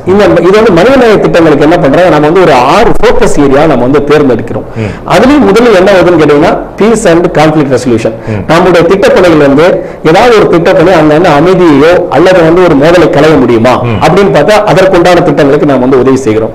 அடுத்ததாக பாத்தீங்கன்னா டிசீஸ் பிரிவென்ஷன் அண்ட் ட்ரீட்மெண்ட். ஒரு மிகப்பெரிய சில இடங்கள்ல பாத்தீங்கன்னா திடீர்னு ஒரு டெங்கு மாதிரி ஏதாவது ஒரு பெரிய இதெல்லாம் வந்துடும், அவுட் பிரேக். இந்த மாதிரியான இடங்கள்ல அந்த மாதிரி திட்டப்பணிகளுக்கு நம்ம வந்து அதிகமான செலவு பண்றோம். நம்ம கூட நீங்க நினைக்கலாம் இந்தியாவில் இந்த மாதிரி செலவு பண்ற இல்லையன்ட்டு. நம்ம இந்தியாவில் வந்து 1000 குறைகள் இருந்தாலுமே கூட என்னன்னு கேட்டீங்கன்னா ஒரு மெக்கானிசம் ஒன்று இருக்கிறது. அந்த மெக்கானிசம் ஓரளவுக்கு சரியா செயல்படவில்லை என்று இருந்தாலுமே கூட ஒரு மெக்கானிசம் இருக்கிறது. அவர்கள் இந்த தேவைகளை எல்லாம் அட்ரஸ் பண்ணுறதுனால நம்ம அந்த மாதிரி திட்டங்களை நம்ம இந்தியாவில் நம்ம செய்யப்படல. மற்ற நாடுகள், ஆப்பிரிக்க நாடுகள், மற்ற சவுத் அமெரிக்க நாடுகளில் நடைபெற்று வருகிறது. அடுத்தது 3வது வாட்டர் அண்ட் சானிடேஷன். இது மிக முக்கியமானது. இது நம்ம இந்தியாவில் கூட நம்மள கூட செஞ்சு கொண்டிருக்கோம். இப்ப நான் முதல்ல குறிப்பிட்ட நிறைய பள்ளிகளுக்கு எல்லாம் பாத்தீங்கன்னா கட்டடங்கள் இருக்கின்றன தவிர வந்து கழிவுற வசதிலாம் இல்லை. அதுல அந்த மேட்சிங் கிராண்ட் திட்டத்தின் மூலமா கொடுத்துக்கிறோம். வாட்டர் அண்ட் சானிடேஷனுக்கு அடுத்ததாக பார்த்தீங்கன்னா மெட்டர்னல் அண்ட் சைல்டு ஹெல்த், அதுக்கு முக்கியத்துவம் கொடுக்கிறோம். இந்த மெட்டர்னல் அண்ட் சைல்டு ஹெல்த்துக்கு பாத்தீங்கன்னா திருச்செங்கோட்டில் கூட பார்த்து ஒரு அரசு மருத்துவமனையை தேர்ந்தெடுத்து நாங்க என்ன பண்ணிருக்கோம், ஒரு ஐசியூ வார்டு ஃபார் சில்ட்ரன், அதை வந்து நியூ நேட்டரல் கேர் வார்டுன்னு கொடுத்துருக்கோம். அந்த நியூ நேட்டரல் கேர் வார்டு அங்க வந்து செய்து கொடுத்ததுனால் அங்க வந்து மிகவும் பயனுள்ளதாக இருக்கிறது. இப்ப கடந்த ஒரு வாரம் கூட வந்து அமெரிக்காவிலிருந்து ஒரு குழு வந்து அங்க விஜயம் செய்தார்கள். அந்த ஆஸ்பத்திரி வந்து பார்த்துட்டு அவங்க பாராட்டும் பொழுது அங்க இருந்த டாக்டர் அவங்க சொன்னாங்க, அந்த ஹாஸ்பிட்டல்ல பாத்தீங்கன்னா கிட்டத்தட்ட பாத்தீங்கன்னா ஒரு ஆண்டு ஒன்றுக்கு வருகின்ற கேஸ்களில் 80% கேஸ் வந்து கிரிட்டிக்கல் கேஸ் தான் வருதுன்னாங்க. உடனே அவங்களும் ஆச்சரியப்பட்டாங்க, 80% கிரிட்டிக்கலான. அப்பதான் அவர் சொன்னாரு, இல்லைங்க இந்த நியோநாட்டல் கேர் வசதி இருக்கின்ற காரணத்தினால் பக்கத்தில் இருக்கிற இதுல இருந்தெல்லாம் வந்து பிரைமரி ஹெல்த் சென்டர்ல இருந்து எல்லாத்தையும் எங்களுக்கு வந்து அவங்க வந்து ரெஃபர் பண்ணிடுறாங்க. சோ வந்து எங்க ஹாஸ்பிட்டலுக்கு வரதே பாத்தீங்கன்னா எல்லாமே வந்து கிரிட்டிக்கல் கேர் தான் வந்துட்டு இருக்கு அப்படின்னு சொல்லி சொன்னாங்க. அப்படி சொல்ல போனது அவங்க கேட்ட அடுத்த கேள்வி, அவங்க வந்து போன வருஷம் வந்து 1170 டெலிவரி பார்த்ததுல 12 குழந்தைகள் மட்டும்தான் வந்து இறந்திருக்கிறார்கள். மீதி அத்தனை குழந்தைகளும் காப்பாற்றப்படுறது. இதுல 80% வந்து கிரிட்டிக்கலான கேர்ல இருந்தாரு. அடுத்ததாக வந்து அவங்க அடுத்து கேட்டு நீங்க சைல்டுஹுட்டை பத்தி சொன்னீங்க, தாய்மார்கள் இறந்தது ஏதாவது இருக்கிறாங்கிற பொழுது அவங்க சொன்னாங்க ஒரு குழந்தை ஒரு தாய்மார்கள் கூட இறக்கவில்லை என்று. சோ இந்த மாதிரியான திட்டங்களுக்கு நாம சைல்டு கேர் அண்ட் மெட்டர்னிட்டிக்கு ஹெல்ப் பண்றோம். அதுக்கு அடுத்ததாக பேசிக் எஜுகேஷன் லிட்ரஸி. இந்த பேசிக் எஜுகேஷன் நம்ம சொல்ல என்னன்னு கேட்டீங்கன்னா 6ஆம் வகுப்பு மற்றும் அதற்கு கீழே உள்ள குழந்தைகளுக்கு அவர்களுக்கு தேவையான கல்வி மேம்பாட்டுக்கான உபகரணங்கள் அவற்றையும் நாம வந்து வழங்கிட்டு இருக்கோம். அதற்கு அடுத்ததாக பாத்தீங்கன்னா கம்யூனிட்டி டெவலப்மெண்ட். சப்போஸ் வந்து ஒரு குறிப்பிட்ட ஒரு சமுதாயத்திற்கு அவங்க வந்து முன்னேறுவதற்காக சில உதவிகள் தேவைப்படுகின்றன அப்படின்னு சொன்னா மைக்ரோ கிரெடிட் அப்படிங்கிற அளவில் பண்ணி அவர்கள் தொழிலை தொடங்கி தொழிலை மிக நல்ல முறையில் வளர்த்துவதற்கான அனைத்து உதவிகளும் நம்ம செய்து வருவோம். இது அத்தனையுமே நம்ம வந்து இந்த மேட்சிங் கிராண்ட் திட்டத்தின் மூலமாக செயல்படுத்தப்படுகிறோம். சொன்னீங்க இது அதே மாதிரி இந்த பெஞ்ச் டெஸ்க் நிறைய ஸ்கூலுக்கு கொடுத்துருக்கோம். அது மேட்சிங் கிராண்ட் மூலமா பண்ணிட்டு இருக்கோம். அதற்கு பிறகு கூட டாக்டர் இன்னொன்னு வந்து இப்ப என்ன நினைச்சிட்டு இருக்கோம், நம்ம முதல்ல பேசிட்டு இருந்தோம் அரசாங்கத்தினால் வந்து இங்க இருக்கக்கூடிய தேவைகளை நாம் வந்து நிர்ணயிக்க முடியாது, நம்ம ரோட்டரி சங்கம் நிர்ணயிச்சு செய்யறோம். இதே போலவே இப்ப நம்ம இந்த 6 போக்கஸ் ஏரியா வச்சு இதுக்குள்ள உண்டான திட்டங்களை பற்றி மட்டும் நம்ம பேசிட்டு இருக்கோம். இதை தாண்டியும் இருக்கக்கூடிய திட்டங்கள் தேவைகள் இருக்கின்றன. அதற்காக தான் இப்ப ரோட்டரி அறக்கட்டளை என்ன பண்ணிருக்காங்க, டிஸ்ட்ரிக்ட் கிராண்ட் அப்படின்னு சொல்லிட்டு நமக்கு அந்த முதல்ல அவங்க குறிப்பிட்ட நம்ம சேமித்து வைத்த பணம் டிடிஎஃப் இருக்கு இல்லையா, அதுல இருந்து ஒரு 50% தொகையை வந்து என்ன பண்றாங்க, அந்த மாவட்டத்தை சேர்ந்த நிர்வாகத்தினர்கள் அவர்கள் முடிவு செய்து இந்த திட்டங்களுக்காக செலவு பண்ணலாம் என்கிறதை அந்த ஒரு ஃப்ரீ ஹேண்டையும் அவங்க கொடுத்திருக்கிறாங்க. அதனால வந்து அந்த மாதிரி திட்டங்களை நம்ம வந்து செயல்படுத்த முடியும். அதுவே நம்மளால வந்து போக்கஸ் ஏரியாக்குள்ளேயும் செயல்படுத்த முடியும், அதை தாண்டியும் செயல்படுத்த முடியும். Very good. ஸோ இதுல வந்து இந்த அறக்கட்டளைக்கு வந்து நன்கொடை வழங்குறது ரோட்டரி உறுப்பினர்கள் மட்டும்தான் வழங்கணுமா, யாரும் வழங்கலாமா? இல்ல, ரோட்டரியை பொறுத்த வரைக்கும் நீங்க வந்து யார் வேண்டுமானாலும் அதற்கு நன்கொடை வழங்கலாம். சொல்ல போனீங்கன்னா நாங்க ரோட்டரியை தாண்டி இருப்பவர்கள் வந்து நன்கொடை வழங்கினா அதை நான் வந்து ஒரு கௌரவமாகவே கருதுகிறோம். ஏன்னா ரோட்டரி இருக்கக்கூடிய நமக்கு வந்து ரோட்டரியின் சேவைகள் தெரியும், நாம் உறுப்பினராக இருக்கிறோம், நாம் சார்ந்த ஒரு இயக்கம். ஆகவே அதனுடைய ஃபவுண்டேஷனுடைய ஆக்டிவிட்டிஸ் நம்ம வலுப்படுத்த வேண்டும், நம்ம வந்து கொடுத்துட்டு இருக்கோம். அட் த சேம் டைம் பார்த்தீங்கன்னா ரோட்டரியை தாண்டி இருக்கிறவர்கள் பெரும்பாலானவர்களுக்கு வந்து பாத்தீங்கன்னா ஹியர்சே, அவங்க வந்து வாய்மொழியாக கேட்டதுதான். இந்த வாய்மொழியாக கேட்டதன் மூலமாக ஆகா இந்த நல்ல திட்டத்தை செயல்படுத்தி இருக்கிறார்கள், இதில் நாமும் பங்கு கொள்ள வேண்டும் என்று கொள்ளுகிறார்கள். நிறைய பேர் வந்து அந்த மாதிரி பண்ணிட்டு இருக்காங்க. அதற்கு உதாரணம் பார்த்தீங்கன்னா நீங்க ராஸ்திரி பில்லாவுக்கு எடுத்துட்டீங்கன்னா கூட அவங்க வந்து ரோட்டரி உறுப்பினரே அல்ல. அதே போல பில்கேட்ஸ் பார்த்தீங்கன்னா அவர் ரோட்டரி உறுப்பினரே அல்ல. மிட்டல் பார்த்தீங்கன்னா அவர் ரோட்டரி உறுப்பினர் அல்ல. அவங்க ரோட்டரியை தாண்டி உள்ள வெளியில் இருக்கிறவர்கள். சொல்ல போனால் நம்மளாம் என்னன்னா ரோட்டரியை தாண்டி வெளியில் இருக்கிறவர்கள் நமக்கு வந்து அதை வந்து ஒரு நன்கொடை வழங்கும் பொழுது அது நமக்கு கிடைத்த கௌரவமாகவும் அங்கீகாரமாகவும் நாம் எடுத்துக்கொள்கிறோம். இது வந்து அவங்க லெவல்ல மட்டும் இல்ல, ஈவன் சின்ன லெவல்ல கூட. ஃபார் எக்ஸாம்பிள் லாஸ்ட் இயர் வந்து இந்த இங்க இருக்கிற ஸ்கூல்ல படிச்ச க்ளூனி ஸ்கூல்ல படிச்ச இன்ட்ராக்டர்ஸ் ஸ்டூடெண்ட்ஸ் எல்லாம் சேர்ந்து போலியோக்காக ஒரு 40,000 rupees ஃபண்ட் கலெக்ட் பண்ணி கொடுத்தாங்க. ஸோ அந்த மாதிரி வந்து பப்ளிக்லையும் ஸ்டூடெண்ட்ஸும் சரி மற்றவங்களும் சரி யார் வேணாலும் அது டொனேஷன் கொடுக்கலாம்.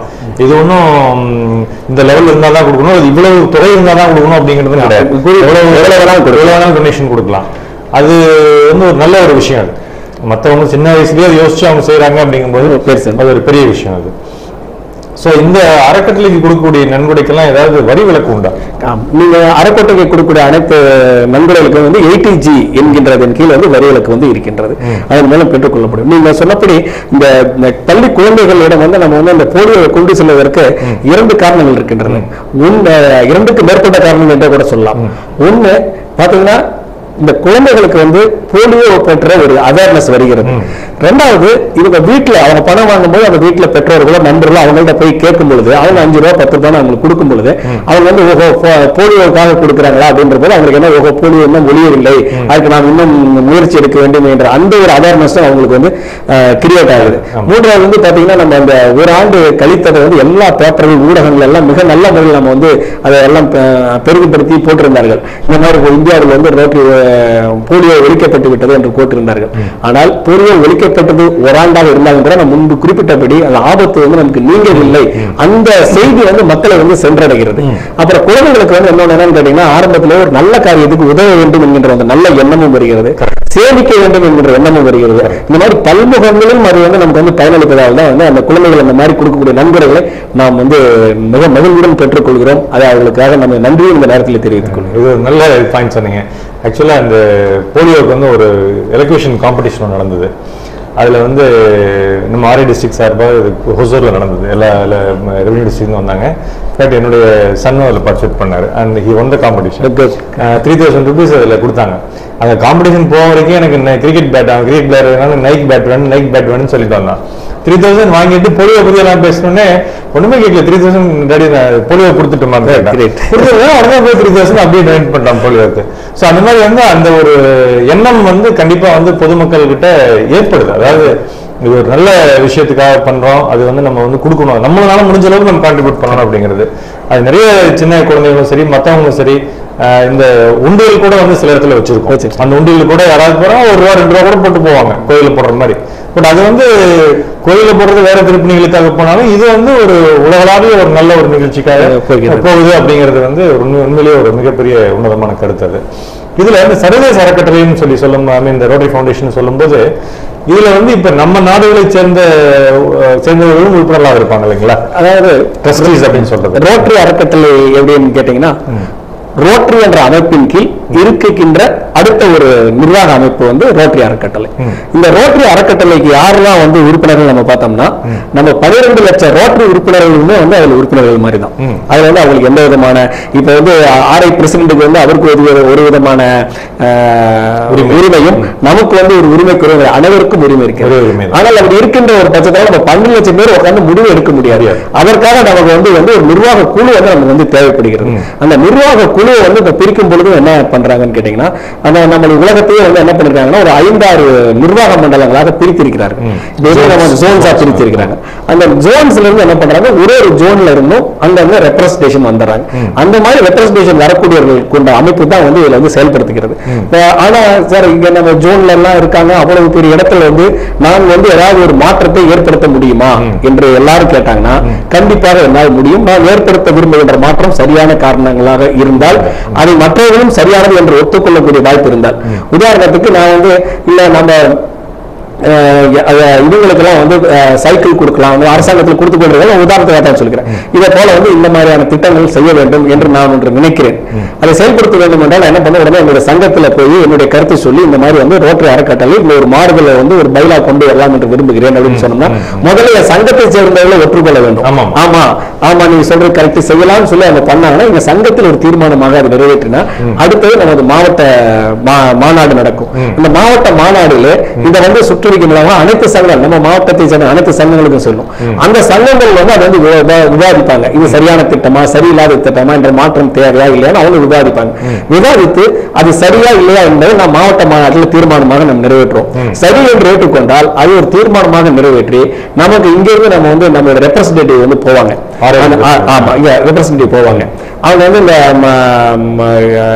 அந்த ரெப்ரசன்டேட்டிவ் வந்து இதை எடுத்துக்கொண்டு போய் அந்த நிர்வாகத்தை அந்த தீர்மானங்கள் நிறைவேற்றக்கூடிய அந்த குழு கூட்டத்தில் இதை வந்து கொடுத்தோன்னா அவங்க சுற்றறிக்கை மூலமா உலகத்தில் இருக்கிற அனைத்து மாவட்டங்களுக்கு அனுப்பி அவர்களுடைய ஒப்புதலை பெற்றுக்கொண்டு அது சரியானதுதான் அப்படின்னு சொன்னோம்னா அதை வந்து ஏற்றுக்கொள்வாங்க. இந்த மாதிரி நிறைய முறை வந்து இந்த மாதிரி மாறுதல் வந்து இதுக்கு உட்படுத்தப்பட்டாங்க. அது என்ன தேவை அப்படிங்கறது ஒரு சாதாரண உறுப்பினர் கூட அந்த வழிமுறைகளில் போகும்போது நிச்சயமா மாற்றத்தை கொண்டு கண்டிப்பாக முடியும். கண்டிப்பா ஒரு கவர்மெண்ட் ஆர்டரை வந்து கீழே இருக்க எக்ஸிக்யூட் பண்ற மாதிரி ஒரு சர்வதேச அறக்கட்டளையினுடைய கோட்பாடுகள் தான் அடுத்து நம்ம அப்படியே தான் ஃபாலோ பண்ணணுங்கிற மாதிரி இல்லை. ஃபாலோ பண்ணுங்கிறது உண்மையானதுனால அதுல மாற்றங்கள் வேணா கூட அது திருப்பி ரெட்ரோஸ்பெக்டிவாகவும் போய் நம்ம கொடுக்க முடியாது. தாராளமா நம்ம வந்து அதுதான் வந்து டிராபிக். இது இன்னொன்னு கேட்டீங்கன்னா இந்த திட்டங்களை சட்டங்களை உருவாக்கணும் நாம் தான், திட்டங்களை உருவாக்குவதும் நாம் தான், திட்டங்களை செயல்படுத்துவதும் நாம் தான். இதுல வந்து நம்ம பெரிய மேல இருக்க அதிகாரி சொல்றாரு கீழே இருக்க ஒரு கேட்கிறாரு அப்படிங்கறதே இல்லவே இல்லை. உங்களுக்கு தெரியும் என்னன்னு கேட்டீங்கன்னா ஆர்ஐ பிரசிடென்ட் இருக்காங்க, கீழே மாவட்ட ஆளுநர் இருக்கிறாங்க, அதற்கு பிறகு உதவியாளர் தலைவர் இருக்கிறார்கள், அப்புறம் சாதாரண உறுப்பினர் இருக்கிறார்களாம். நீங்க பாத்தீங்கன்னா எந்த ஒருத்தரையும் வந்து யாருமே வந்து கட்டுப்படுத்தவே முடியாது. அவர்கள் ஃப்ரீயா அவங்களுடைய எண்ணங்களை தெரியப்படுத்துவார்கள். மற்ற ஜனநாயகம் அனைவரும் ஏற்றுக்கொண்டால் போகும், அதிகமானவர்கள் ஏற்றுக்கொண்டால் போகும். அதிகமானவர்கள் நிராகரித்து விட்டால் என்னுடைய பேச்சை கேட்கவில்லை என்று சொல்வது சரியாக இருக்கிறது. நம்ம ஊரில் எலெக்ஷன் அப்படிதான் நம்ம ஏற்றுக்கொள்ள போறோம். அந்த ஜனநாயகம் அது அப்படிதான் செயல்படும். மக்களாட்சி உண்மையிலேயே வந்து மிக சரியான முறையில் வந்து செயல்படுத்தி வருகிறது. அது உண்மையிலேயே ஒரு அதை நான் வந்து உணர்ந்திருக்குன்னு வச்சுக்கோங்களேன். ரோட்டரிக்கு வெளியில இருந்து பார்க்கறத விட ரோட்டரியில உறுப்பினராக இருந்து அதை வந்து உணர்ந்திருக்கேன் அப்படிங்கும்போது உண்மையிலேயே ஒரு நல்ல இதுதான் சொன்னீங்க. சரி, இப்ப இந்த ரோட்டரி சங்கத்துல வந்து சேரணும் அப்படிங்கிற எண்ணம் உள்ளவங்க எல்லாம் என்ன பண்ணலாம்? அவங்க வந்து என்ன மாதிரி முடிவுகள் எடுக்கலாம்? இப்ப ஒருத்தர் வந்து ஒரு ரோட்டரி சங்கத்தில் சேரலாம் என்று முடிவெடுத்தார் என்றால் அந்த பகுதியில் இருக்கின்ற ரோட்டரி சங்கம் அங்க வந்து இப்ப சேலத்தில் பார்த்தா கிட்டத்தட்ட 17 சங்கங்கள் இருக்கின்றன. இந்த 17 சங்கங்கள்ல வந்து அவருடைய நேரத்திற்கு அவருக்கு வந்து ஒருத்தருக்கும் ஒரு நேரத்தில் கூடுகின்றார்கள் சங்கங்கள், ஒரு சங்கம் ஒரு இடத்தில் கூடுகின்றார்கள். சோ அவருக்கு வந்து எந்த சங்கத்தில் அந்த போய் சேர முடியும், அப்ப சேர்ந்தா நம்ம வந்து சரியானபடி நம்மளால் செயலாற்ற முடியும் அப்படின்னு நினைக்கிறாரோ அந்த மாதிரி சங்கத்தில் வந்து அவர் போய் இணைந்து கொள்ளலாம். அல்லது அது வந்து சில நேரங்கள் பார்த்தீங்கன்னா சில குறிப்பிட்ட சங்கங்கள்ல அதிகமான நண்பர்கள் அங்க இருக்கலாம் அவர்களுக்கு. அது அந்த சங்கத்தில் போய் நாம் சேர்ந்து கொண்டால் நமக்கு இன்னும் கொஞ்சம் நல்லா இருக்குன்னு நினைச்சாருன்னா அப்ப அவருடைய வேலையை கொஞ்சம் மாற்றி அமைத்துக் கொண்டு அந்த சங்கம் என்று கூறுவது அந்த மாதிரி சங்கத்தில் போய் அந்த இருக்கக்கூடிய நண்பர்கள் மூலமாக வந்து போக முடியும். இப்ப ரோட்டரி சங்கத்தை பொறுத்தவரைக்கும் பார்த்தீங்கன்னா ஒரு அப்ளிகேஷனை போட்டு உடனே எடுத்துக்கொள்வது அல்ல. அது வந்து இட் இஸ் பை இன்விடேஷன். நீங்க என்ன பண்றோம், ஒரு ரோட்டரி உறுப்பினர்கள் நாம் எல்லாருமே என்ன பண்றோம், நம்முடைய பகுதியை சார்ந்த நல்ல தொழில்களை நல்லபடியாக செய்து கொண்டிருப்பவர்கள், ஒரு சமுதாயத்தில் நல்ல அந்தஸ்தில் இருப்பவர்கள், நல்ல பெயர் பெற்றவர்கள், சமுதாயத்தில் நல்ல பெயர் பெற்றவர்கள், இந்த மாதிரி நல்ல சேவை மனப்பான்மை கொண்டவர்கள் இதெல்லாம் நாமே சென்று அவங்க அணுகி சார் நீங்க வந்து ரோட்டரியில சேர்ந்து கொள்ளுங்க நாமளே அவங்க வந்து கேட்கிறோம். அப்ப அப்படி கேட்கும்போது அவங்க சரின்னு சொல்லி வந்து நம்மளோட 2-3 மீட்டிங் வந்து பார்த்துட்டு சரி இயங்கி செயல்பட முடியும் என்று நம்முடன் சேர்ந்து கொள்கிறார்கள். இல்லாவிட்டால் அவங்க வந்து இல்ல எனக்கு வந்து சில காரணங்கள் விளைவிடுகிறார்கள். ஆனா இப்ப நம்ம யாராச்சும் அழைக்கப்படாமல் விட்டு போனவர்கள் நிறைய பேர் இருக்காங்க. ஏன்னா எல்லாருக்கும் தெரிஞ்சிட வாய்ப்பு இல்லை. அப்படி விட்டு போனவர்கள் என்ன பண்ணலாம், அங்க இருக்கக்கூடிய குறிப்பிட்டபடி நம்ம சங்கங்கள் செயல்பாடுகளை வைத்து அந்த தலைவர்களை யாராச்சும் அணுகி இந்த மாதிரி தன்னுடைய விருப்பத்தை தெரிவித்துக் கொண்டாலும் அந்த சங்கத்தில் என்ன பண்ணுவாங்க, ஒரு போர்டு மீட்டிங்ல வந்து அவரை வந்து பத்தி பரிசீலித்து அவரை வந்து இன்வைட் பண்ணுவாங்க மீட்டிங்க்கு. ஒன்ஸ் அகைன் அது it is only by invitation தான். அவரை இன்வைட் பண்ணுவாங்க. ஒரு 4-5 மீட்டிங் எல்லாம் அவர் அட்டெண்ட் பண்ணோம்னா அவரு சங்கத்தை புரிந்து கொள்வார், சங்க உறுப்பினர்களை புரிந்து கொள்வார், அவரை பற்றி சங்க உறுப்பினர்கள் மற்றும் சங்கம் என்றவர்கள் புரிந்து கொள்வார்கள். சரி இவரும் நமக்கு சரியா இறங்கி செயல்பட முடியும் என்கிறதா அவங்க போர்டுகளை பாஸ் பண்ணி அவர் வந்து உறுப்பினராக எடுத்துக்கொள்வார்கள். சரி, அப்படி உறுப்பினர் சேர்ந்தவர்கள்லாம் வந்து சப்ஸ்கிரிப்ஷன் ஒன்று கட்டுறாங்க, அதாவது சந்தா தொகைங்கிற மாதிரி ஒண்ணு. அது வந்து சங்கத்தினுடைய அன்றாட அலுவலர்களுக்கு சாப்பாடு மற்ற அட்மினிஸ்ட்ரேட்டிவ் இதுக்கெல்லாம் போயிடுது. அப்பார்ட் ஃப்ரம் தட் ப்ராஜெக்ட்ஸ்னு சொல்லி சில பேர் வந்து சில ட்ரஸ்ட் வச்சு அவங்க டெவலப் பண்ணியிருக்காங்க. சில பேர் ப்ராஜெக்ட் அமௌண்ட் வாங்குறாங்க. பட் ஃபவுண்டேஷன் ஒரு அமௌண்ட் வந்து கம்பல்சரியா எல்லா உறுப்பினர்களும் வாங்குறது இல்லை. அதை பத்தி என்ன சொல்லுங்களேன் நீங்க? அதாவது வந்து நான் முதல்ல உங்கள்கிட்ட குறிப்பிட்டபடி எந்த ஒரு அமைப்புக்கும் வந்து சந்தா என்கிறது மட்டும்தான் வந்து கட்டாயமாக வசூலிக்கப்படுகின்ற தொகையாக இருக்கும். நன்கொடை என்பது பார்த்தீங்கன்னா அது கொடை, அவர்களால் விருப்பப்பட்டுதான் அளிக்க வேண்டுமே தவிர யாரையும் நான் வந்து கம்பல் பண்ண முடியாது. ஆனாலும் கூட நாம் என்னன்னா காலங்கள் மாறி மாறி சென்று கொண்டிருக்கின்ற பொழுது நம்முடைய தேவைகள், ஏன்னா ரோட்டரி மேல வந்து மக்களுக்கு வந்து மிக அதிகமான எதிர்பார்ப்புகள் தோன்றிவிட்டன. அந்த எதிர்பார்ப்புகள் தோன்றும் பொழுது அந்த எதிர்பார்ப்புகள் தேவைகளும் அதிகப்படியாக போய் கொண்டிருக்கின்றன. இந்த தேவைகள் எல்லாம் நம்ம வந்து சீர் செய்ய வேண்டும் என்று கேட்டால், நிறைவேற்ற வேண்டும் என்று கேட்டால் கண்டிப்பாக நமக்கு அதிகமான நிதி தேவைப்படுகிறது. அதற்காக என்ன சொல்றாங்க, ரோட்டரியில் இருக்கிறவங்க நீங்க சந்தா தொகை செலுத்துகிறீர்கள், அதே போல ஆண்டொன்றுக்கு குறைந்தபட்சமாக ஒரு ரொட்டேரியனும் ஒரு $100 வந்து நன்கொடையாக வழங்கல் என்று வேண்டுகோள் விடுக்கிறார்கள். சுமாராக ஒரு 5000 ரூபாய். நம்ம கணக்கு போட்டு பார்த்தோம்னா கிட்டத்தட்ட ஒரு நாளைக்கு ஒரு காஃபி நம்ம சாப்பிடறதுக்கு கணக்கு போட்டோம்னா இந்த 5000 வந்துடும். அவங்க கேட்கறது இந்த உலகில் இருக்கிற மக்களுக்கு செலவு பண்றதுக்காக ஒரே ஒரு காஃபியை வந்து நீங்க வந்து தானம் பண்ணுங்க அப்படிம்பாங்க. நான் வந்து பள்ளிக்கூடத்தில் படித்துக்கிறத நான் கேள்விப்பட்டிருக்கிறேன். அந்த காலத்துல வந்து ஒரு நாட்டில் வந்து பஞ்சம் இருந்த பொழுது பிடிஆர்சி என்ற ஒரு திட்டம் இருக்கும். அந்த திட்டத்தில் என்ன பண்ணுவாங்க, ஒரு வீட்லயும் வந்து ஒரு சின்ன கூடை இருக்கும். சாப்பிடும் பொழுது அந்த உணவு சமைக்கும் பொழுது நம்ம என்ன பண்ணுவாங்க, ஒரு பிடி அரிசி மட்டும் எடுத்து அந்த கூடையில போட்டுருவாங்க. அந்த வார கடைசியில் அவங்க வந்து அதை கலெக்ட் பண்ணிட்டு போயிட்டு மிகவும் இயலாதவர்களுக்கு அதன் மூலம் வந்து சாப்பாடு செஞ்சு போடுவாங்க. அதே போலவே நம்முடைய செலவுகளில் தினம் ஒரு காஃபி மட்டும் ஒருத்தருக்கு வாங்கி கொடுக்குறோங்கிற மாதிரி நினைத்துக்கொண்டு நாம் வந்து இந்த ஒரு $100 நாம் கொடுத்தோம் என்றால் இது பல்வேறு மிகவும் தேவையுள்ள பல திட்டங்களுக்கு உலகம் முழுவதும் அனைவருக்கும் மிகவும் பயனுள்ளதாக இருக்கும் என்று தெரிவித்துக் கொள்கிறேன். அதாவது வந்து EIUI அப்படிங்கிறது வந்து என்ன அப்படிங்கிறது நிறைய ரோட்டரி மெம்பர்ஸ்க்கே கொஞ்சம் டவுட் இருக்குது. ஸோ அதில் வந்து நம்ம ஃபவுண்டேஷன் $100 வந்து எங்கேயாவது இடத்துல நம்மளுடைய பணம் வந்து நல்ல வழியில் உபயோகமாயிட்டு இருக்கு. ஏன்னா நான் வந்து இப்போ லாஸ்ட் வீக்லோட எங்கள் மெம்பர்ஸ்ட்டு சொல்லிட்டு இருந்தேன், ரோட்டரியில் ஏன் நம்ம சேரணும் அப்படிங்கிறதுல வந்து இப்போ உதாரணமாக சந்தா கொடுக்குறோம், அது ஒரு அமௌண்ட். சரி, அது இல்லாமல் இந்த மாதிரி ஒரு 5000 rupees கொடுக்குறோம் ஒரு இயர்லி. இந்த 5000 பணத்தை வச்சுட்டு நம்ம ஒன்றும் பெரிய சேவையெல்லாம் ஒன்றும் பண்ணிட முடியாது. மேக்ஸிமம் ஒரு கொஞ்சம் நோட்டு புத்தகம் வாங்கி கொடுக்கலாம், ஒரு சின்னதாக ஏதாவது ஒரு பொருள் வாங்கி கொடுக்கலாம், அவ்வளோதான் பண்ண முடியும். ஆனால் இந்த மாதிரி பல 5000 சேரும்போது அது வந்து ஒரு மிகப்பெரிய ஒரு பில்டிங்காவோ அல்லது மிகப்பெரிய ஒரு தானே புயல் வந்த மாதிரி ஒரு புயல் வந்ததுன்னா போய் உதவி செய்கிறதாவோ, அல்லது சுனாமி வந்த உதவி செய்கிறதாவோ, அல்லது டாய்லெட் பிளாக்ஸாவோ, அல்லது நீங்கள் சொன்னபடி அந்த போலியோ ஒழிப்புக்கோ, இந்த மாதிரி பல வகையில் வந்து அந்த 5000 ரூபாங்கிறது வந்து பல மடங்கு பெருகி அது வந்து உபயோகமாகுது. ஸோ நம்மளுடைய பணம் வந்து எங்கேயோ ஒரு இடத்துல ஒரு நல்ல விஷயத்துக்காக உபயோகமாகுது, அதுவும் நம்ம பல பவுண்டரிஸை தாண்டி எங்கேயோ தேவைப்படுறவங்க ஒருத்தருக்கு போய் உபயோகமாகுது அப்படிங்கும்போது அது உண்மையிலேயே ஒரு பெருமைப்படக்கூடிய விஷயம், உண்மையிலேயே ஒரு மிக புண்ணியமான விஷயம் கூட. நம்ம இந்த கோயிலில் போய் ஒரு $100 போடுறது வந்து தப்புன்னு சொல்லவில்லை, அது அந்த ஆத்ம திருப்திக்காக நம்ம போட்டாலும் இந்த மாதிரி பண்ணும்போது இது ஒரு மிகப்பெரிய ஒரு புண்ணிய ஒரு விஷயம் தான் நான் நினைக்கிறேன். நான் கூட நிறைய நேரங்கள் வந்து இந்த ரோட்டரி அறக்கட்டளை பத்தி பேசிக் கொண்டிருக்கும் பொழுது நம்பதான் குறிப்பிடுவேன். நம்ம வந்து தயவு செய்து கர்ணனை போல நீங்கள் வந்து தான தர்மம் செய்யாதீர்கள், சிபி சக்கரவர்த்தி போல நீங்க தான தர்மம் செய்யாதீர்கள், குமரனை போல நீங்க தான தர்மம் செய்யாதீர்கள், அதே போல பாரிவல்லனை போல தான தர்மம் செய்யாதீர்கள். கர்ணன் என்ன பண்றாரு, அவருடைய ஒரு ஏழை பிராமணர் வந்து மழை பெஞ்சிட்டு இருக்கும்போது அவருக்கு விறகு கிடைக்கல. விறகு வந்து கேட்கல என்ன பண்ண, அவருடைய வீட்டில் இருக்கக்கூடிய அந்த அரண்மனை இருக்கிற ஒரு தூணையை உடைச்சு விறகா கொடுக்கிறாரு. அது போல உங்களுடைய சொத்துக்களுக்கு எல்லாம் வந்து ஒரு சேதத்தை ஏற்படுத்தி ஒரு சொத்தை வித்து ரோட்டரிக்கு தயவு செய்து நன்கொடை கொடுக்காதீர்கள். அதே போல சிபி சக்கரவர்த்தி ஒரு புறாவை காப்பாற்ற வேண்டும் என்று கூட தன்னுடைய தசையை அவர்கள் கொடுத்தார் என்று சொன்னார். அதே போல உங்களுடைய உடல்நலனை மறுத்துக் கொண்டு ரோட்டரிக்கு தயவு செய்து நன்கொடை கொடுக்காதீர்கள். அதே போல குமரன் வந்து அவர் என்ன பண்றாரு, தன்னுடைய தலையை வெட்டி எடுத்து போக சொல்றாரு புலவர்கிட்ட. அதே மாதிரி உங்களுடைய உயிரை கொடுத்தெல்லாம் ரோட்டரிக்கு வந்து உதவி செய்யாதீர்கள். அதே மாதிரி பாடிவேலை தன்னுடைய தேர்வை வந்து ஒரு கொடிக்கு கொடுத்தாரு. உங்களுடைய சௌகரியங்களை எல்லாம் வந்து நீங்க தியாகம் பண்ணிக்கிட்டு ரோட்டரிக்கு நன்கொடை கொடுக்கவே கொடுக்காது. நாம் கேட்டுக்கொள்வது நம்மளுடைய தேவைகள் எல்லாம் பூர்த்தி செய்த பிறகு மீறி இருக்கக்கூடிய தொகையில் அதையும் முழுமையாக கொடுக்க வேண்டாம், அதில் ஒரு பகுதியை கொடுத்தால் போதும். இந்த உலகில் வந்து மிகப்பெரிய சேவை திட்டங்களை மாற்ற முடியும். நீங்க முதல்ல குறிப்பிட்டபடி சிறுதுளி பெருவெள்ளம் நம்ம ஒருத்தரும் கொடுக்கிறது $100 என்பது கிட்டத்தட்ட 12 லட்சம் உறுப்பினர்கள் நம்ம கொடுத்தோம்னா கிட்டத்தட்ட பாத்தீங்கன்னா $12 கோடி ஆயிடும். $12 கோடி கிட்டத்தட்ட 600 கோடி ரூபாய். நீங்க நினைச்சு பார்த்தா 600 கோடி ரூபாய் வைத்துக் கொண்டு எத்தனை நாடுகள் எவ்வளவு சிறந்த திட்டங்களை நிறைவேற்ற முடியும். அதற்காகத்தான் நம்ம என்ன கேட்கிறோம், $100 குடும்ப லட்சம் கொடுங்க என்று கேட்டிருக்கிறோம். ஆனால் நமக்கு வந்து மிகவும் சந்தோஷப்படக்கூடிய விஷயம் என்ன என்று கேட்டால், நமது மாவட்டத்தை பொறுத்தவரை 2980 பொறுத்தவரை மிக பெரும்பாலான உறுப்பினர்கள் மிகவும் மனமோந்து பார்த்தீங்கன்னா $100 அவங்க கன்சிடரே பண்ணல. $1000 $2000 கொடுக்குறாங்க. இன்னும் நிறைய பேர் பார்த்தீங்கன்னா $25,000 கிட்டத்தட்ட 12.5 லட்சம் ரூபாய் போட்டு பெரிய ஒரு நிதியை ஏற்படுத்தி இருக்கிறார்கள். இந்த மாதிரி மிகப்பெரிய கொடையுள்ளம் கொண்டவர்கள் நம்ம மாவட்டத்தில் ரோட்டரிகளா இருக்கிறார்கள். ஹலோ வணக்கம். சொல்லுங்க. வணக்கம் சொல்லுங்க. கண்ணுக்கு ஆபரேஷன் கண்ணுக்கு ஆபரேஷன் பண்ணுமா? சரி, என்ன வயசாச்சு உங்களுக்கு? என்ன வயசாச்சு? 60 வயசு. அப்படியா? சரி, ஆபரேஷன் பண்ணிக்கலாம், ஒன்றும் ப்ராப்ளம் இல்லை.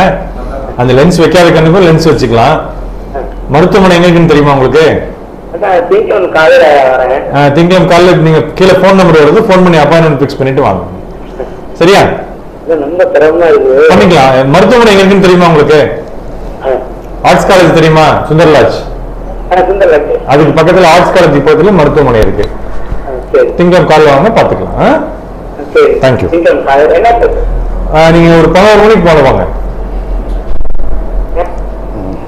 நீங்க பின்னாடி பாத்தீங்கன்னா நம்ம பண்ண அந்த மேட்சிங் கிரவுண்ட் வந்து பாகிஸ்தான் இந்தியா பிளாக் இருக்கு. இது ரொம்ப பாத்தீங்கன்னா ஒரு வித்தியாசமான விஷயம். இது வந்து என்னன்னா ஒரு 5 ஆண்டுகளுக்கு முன்னால் நான் உதவியாளராக இருந்த பொழுது எங்கள் நாமக்கல் மாவட்டத்தில் அந்த போட்டோல 8 சங்கங்களும் சேர்ந்து பாகிஸ்தானில் இருக்கக்கூடிய ஒரு பள்ளிக்கு வந்து நாங்க வந்து டாய்லெட் வசதி மற்றும் வந்து மேஜை இந்த வசதி எல்லாம் செய்து கொடுத்தோம். அந்த குழந்தைகள் கையில நம்ம பாத்தீங்கன்னா பாகிஸ்தான் கொடியும் இந்திய கொடியும் ஒரு ஆட்டி கொண்டு இருந்திருக்காரு. அப்பொழுது அந்த சங்கத்தை சேர்ந்த மிகவும் மகிழ்ச்சி அடைந்து என்ன பண்ணாங்க, லாகூருக்கு எல்லாரும் வாங்கன்னு சொல்லி எங்களுக்கு எல்லாத்துக்கும் இன்விடேஷன் கொடுத்தாங்க. நாங்க அதுக்கு போறதுக்காக வந்து ரொம்ப பிரயாசப்பட்டு நாங்க எல்லாம் ஏற்பாடு பண்ணிடுறோம். ஆனா அந்த நேரத்துல வந்து சில அரசியல் காரணங்களால் இந்தியாவுக்கும் பாகிஸ்தானுக்கு விசா கொடுக்காம போயிட்டாங்க. அதனால அது வந்து போக முடியாமல் போயிட்டு. ரொம்ப அற்புதமான ஒரு தகவலை முத்தாய்ப்பா சொல்லியிருக்கீங்க. கடந்த 1 மணி நேரமாக இந்த ரோட்டரி அறக்கட்டளை பத்தி நிறைய விஷயங்கள் மக்களுக்கு எடுத்து சொல்லியிருக்கிறோம். நிறைய பேர் வந்து கால் பண்ணலாம் கூட நிறைய பேர் பார்த்துட்டு வந்திருப்பாங்க. ஏன்னா அவங்களுக்கு வந்து நமக்கு அந்நியப்பட்ட ஒரு விஷயம். இதை பத்தி நம்ம என்ன போய் பேசுறது? யூஸ்வலா அந்த கண் மருத்துவம்னு நிறைய கேள்வி கேட்பாங்க. அப்படிதான் கால் வந்துச்சு. பட் இது வந்து ரோட்டரிங்கும் போது இந்த அறக்கட்டளைக்கும் போது ஏதோ எங்கேயோ நடக்குது, இதை பத்தி நம்ம என்னென்ன போய் பேசுறதுங்கிற மாதிரி நிறைய பேர் இருப்பாங்க. பட் இருந்தாலும் அவங்களுக்கும் இந்த மாதிரி சந்தேகங்கள்லாம் நீங்க பேசுனதுனால இன்னும் இந்த ரோட்டரி வந்து பொதுமக்களுக்கு ரொம்ப போய் ரீச் ஆயிருக்குது. அது ரீச் ஆயிட்டு இருக்குது இந்த ப்ரோக்ராம்னால. ரெண்டாவது என்னன்னா, இந்த ரோட்டரியினுடைய இமேஜ் வந்து மக்களுக்கு வந்து சரியானபடி போகுது. நிறைய பேர் வந்து ரோட்டரிங்கிறது ஏதோ போய் எல்லாம் ஜாலியாக சந்தோஷமா இருக்கிறது அந்த அப்படிங்கிற மாதிரியான ஒரு எண்ணம் நிறைய பேருக்கு இருக்குது. சந்தோஷமா இருக்கிறது உண்மை, பட் அது நிறைய சேவைகள் இருக்குது. அதையும் தாண்டி பல விஷயங்கள் இருக்கு அப்படிங்கிறத இந்த 1 மணி நேரமா ரொம்ப அற்புதமா நீங்க வந்து சொன்னீங்க. உங்களுடைய இவ்வளவு பிஸியான டைம்ல திருச்செங்கோட்ல இருந்து வந்து சிடிஎன் நேயர்களுக்காக நீங்க பங்கேற்றது எங்களுக்கு ரொம்ப ரொம்ப சந்தோஷம். ரொம்ப ரொம்ப நன்றி. அதுக்காக என்னுடைய மனப்பூர்வமான நன்றி உங்களுக்கு தெரிவித்துக் கொள்கிறேன். வாய்ப்புக்கு நன்றி கூறுகிறேன். அனைவருக்கும் நன்றி. நன்றி, வணக்கம்.